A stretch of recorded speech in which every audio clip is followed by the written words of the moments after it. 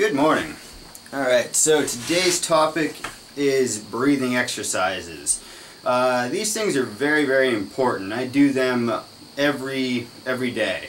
Now, the purpose of breathing exercises is manyfold. The first is with how we go about our lives. We tend to only breathe with the upper part of our lungs. Now, what this does is it's almost like we're walking through life hyperventilating, and we breathe more in our chest. If you sit down and you pay attention to your breathing, you'll notice that most of the time it's up here, just short breaths. What's more beneficial is when we are breathing from the lower part of our stomach. In Taoist circles, they call it Dandian breathing, which the Dandian is said to be similar to a chakra. It's an energy center which is located just below the navel. And for anybody who's done Qigong or Tai Chi or anything along those lines, you'll notice that you're taught to pay attention to breathe from the Dandian, and if you do get into that as well as energy work, that you can actually feel it. I know I could, at least.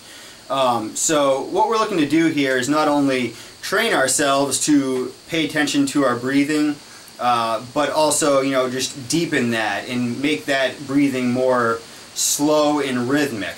So that comes with just bringing consciousness into your breath on a daily basis. I know that in a lot of raw food circles, they say the biggest things are sugar, water, sleep.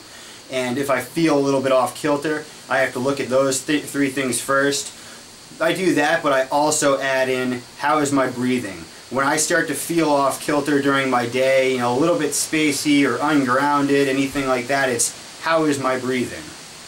So paying attention to that is first. That's your first exercise. The second one, which actually that's more or less, you do that as an exercise and then it just becomes habit. I know that as a result of doing what I just stated, I definitely breathe a lot deeper and am a lot more focused throughout my day. So the second thing that I do, which is an actual sit-down exercise, there's so many different types of breathing that you can do. I'll just go through the two that I personally use, have experience with. You don't have to do these. These are just the ones that I recommend and have found to be pretty beneficial.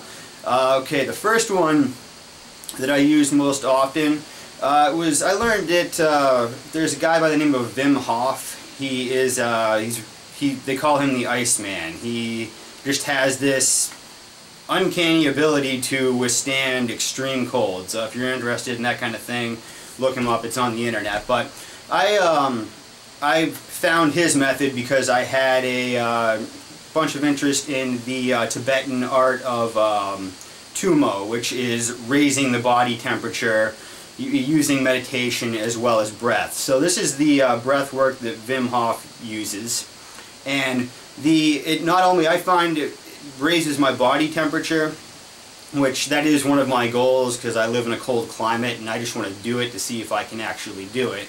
But also it strengthens the immune system. When you are deep breathing, you have your lymphatic system, which I've stated is like your sewer system. Now the lymph doesn't have a pump per se, like the heart pumps the blood. It does its thing. The lymph has to be moved by physical movements and things of that nature. Otherwise, it for the most part sits still.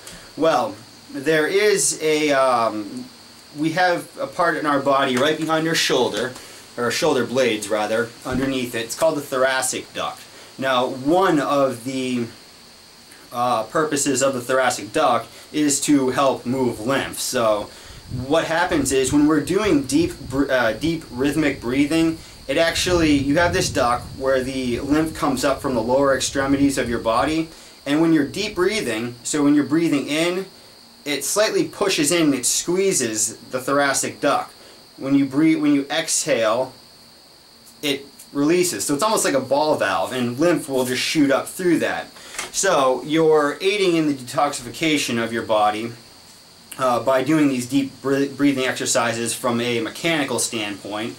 And also, when you're doing the two that I'll go over, you're increasing the amount of nitrogen in your body, because at certain points you're holding your breath. Now, when your body, over time, doing this consistently, so you're probably going to have to do this at least 3 to 4 weeks consistently to start to really see some changes within yourself. But it increases the nitrogen in your body.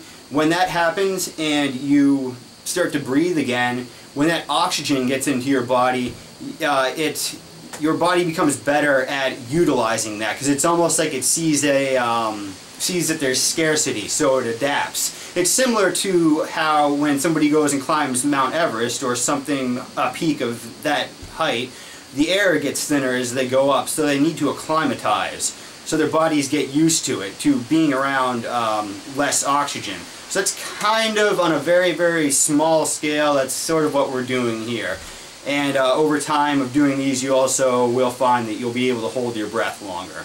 So the first one is Wim Hof method. And yeah, you look goofy doing it, but what you're doing is you're breathing in and out rapidly 30 times. So you're going in through the nose, out through the mouth, and you're puffing out like that really quick.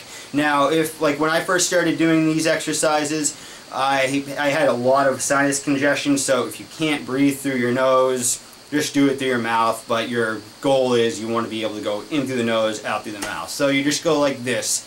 You're doing 30 times, and then on that 30th breath, you exhale as hard as you can, hold it for as long as you can. You don't want to turn blue in the face, but you just hold it.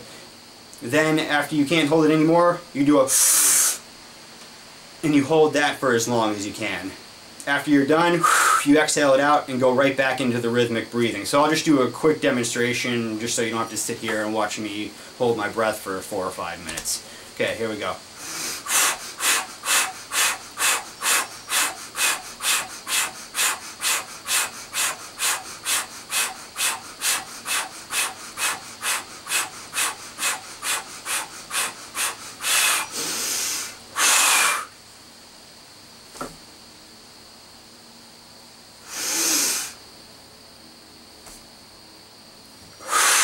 So that's what you're doing, but you're holding your breath. Now, the other type of breath work that I do, I learned this from Dan McDonald, who learned this from Lou Corona. They call it master breathing. He has it on YouTube somewhere, but with the master breathing, what you're doing is you're breathing in for 8 seconds, so it'll be 8 seconds. So you do a whole 8 seconds of breathing in, you hold it for 32 seconds, or a count of 32. Hold it for a count of 32, you exhale for 16 seconds, hold it for another count of 32, and then breathe, you start the cycle back up. Breathe in 8 seconds, 32, 16 out, 32 again. Now, I find both of these very beneficial for different reasons. The first method that I showed you, I enjoy that the most because I'm able to get more into a meditative trance with that, because I'm not counting in my head and I can really start to quiet the mind. Also, with the first method, what I do sometimes just to kind of kick it up a notch is I'll do some thymus thumping. You can tap right here, or you can also do in the, this is the Qigong thing, you take your fist and you go up and down like that. Make sure you're not wearing a button shirt. But you do that, and that can help to increase the T-cell production within your body, so thus aiding in your immune system.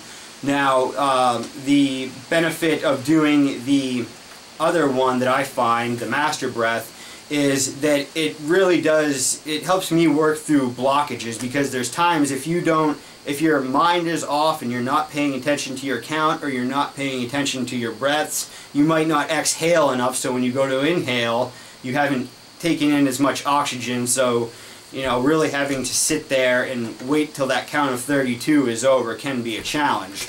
Now, if you choose to start playing with that method, another thing that you can do to kick up the breathing is introduce pranayama into that, which is where you're doing alternate nostril breathing. What that helps to do is actually it can balance out the hemispheres in your brain in terms of your left and your right brain thinking. It's not something that's going to happen overnight. It's going to take months, if not years, but it's just also another interesting challenge. So you do the breathe in, and you hold it, and then when you do your breath out, you blow through the other nostril, and vice versa. You just keep going back and forth with that. So that is it for today. If you have any questions, comments, write them down below, and subscribe, like. Have a good day.